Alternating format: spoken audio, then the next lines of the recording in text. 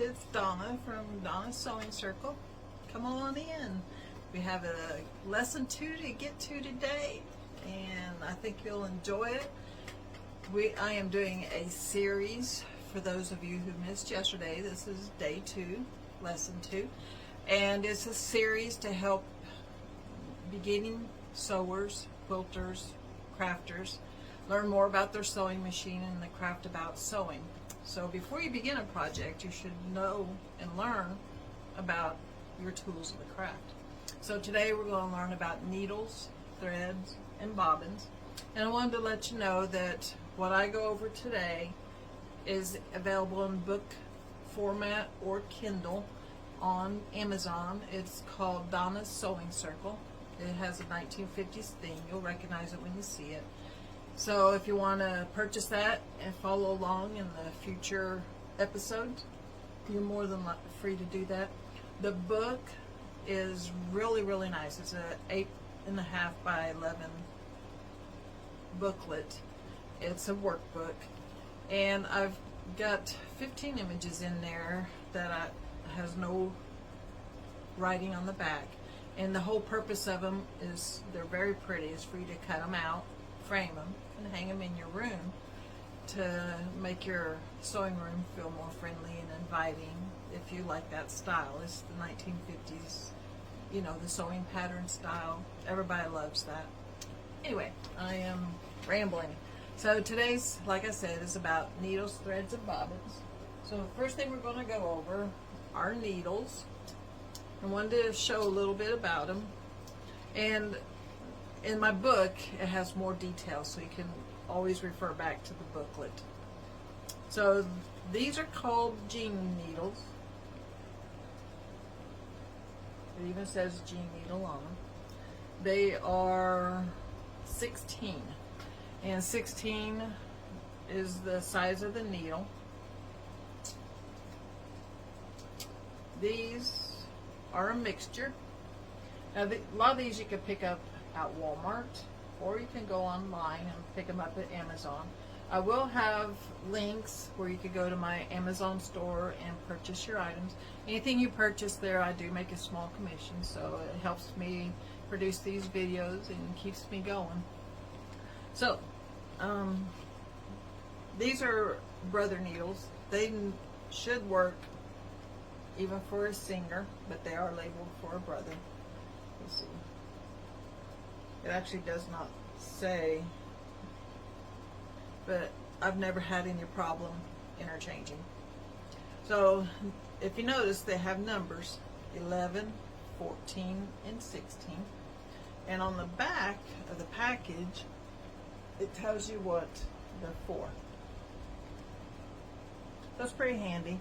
And I produce a flyer in this program, the booklet, that also tells you in case you have your needles outside the package.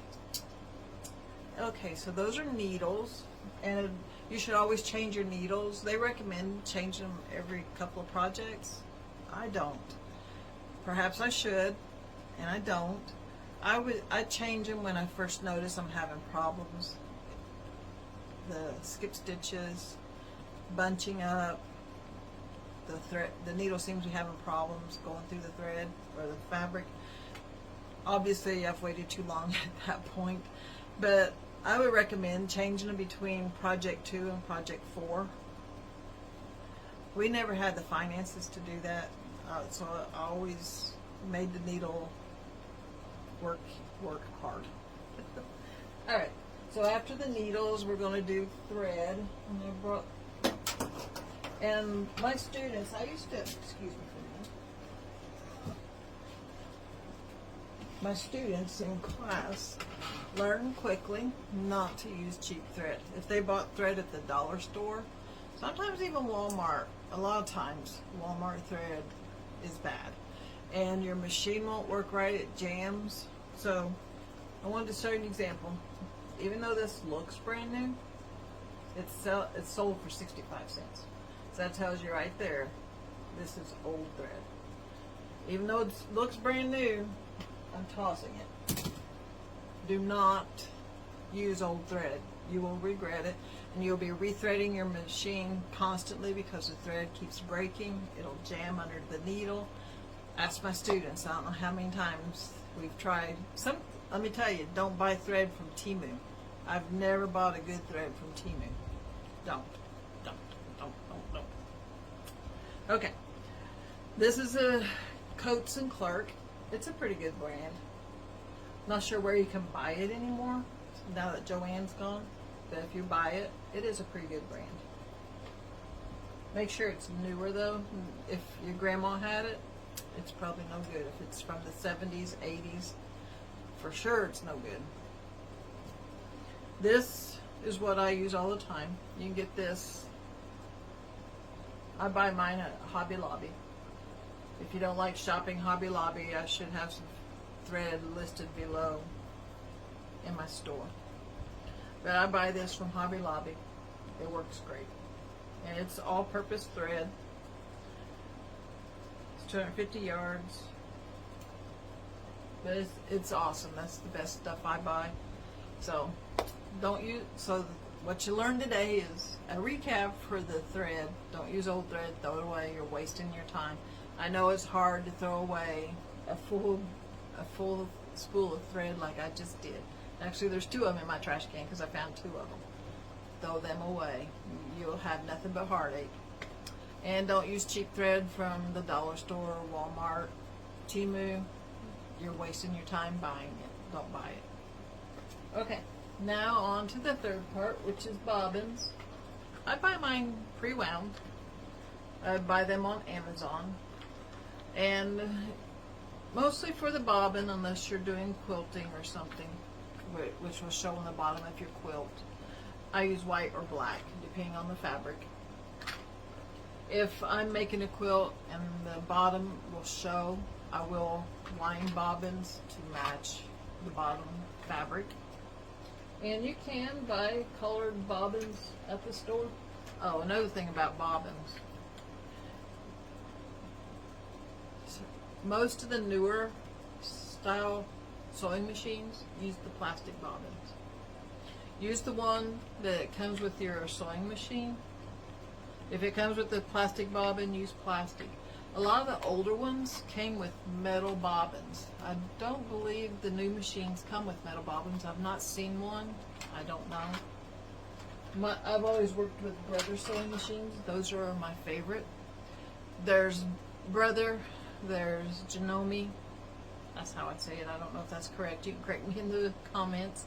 And then there's Singer. And Janome and Brother are actually owned by the same company. So if you like Brother, you'll probably like Janome. Okay, and let's see. I think that's all I need to cover today. Let's see if I've missed anything. For those of you who have stayed with me this long, if you subscribe and say, I subscribed, you'll get a free copy. This one is lesson 3.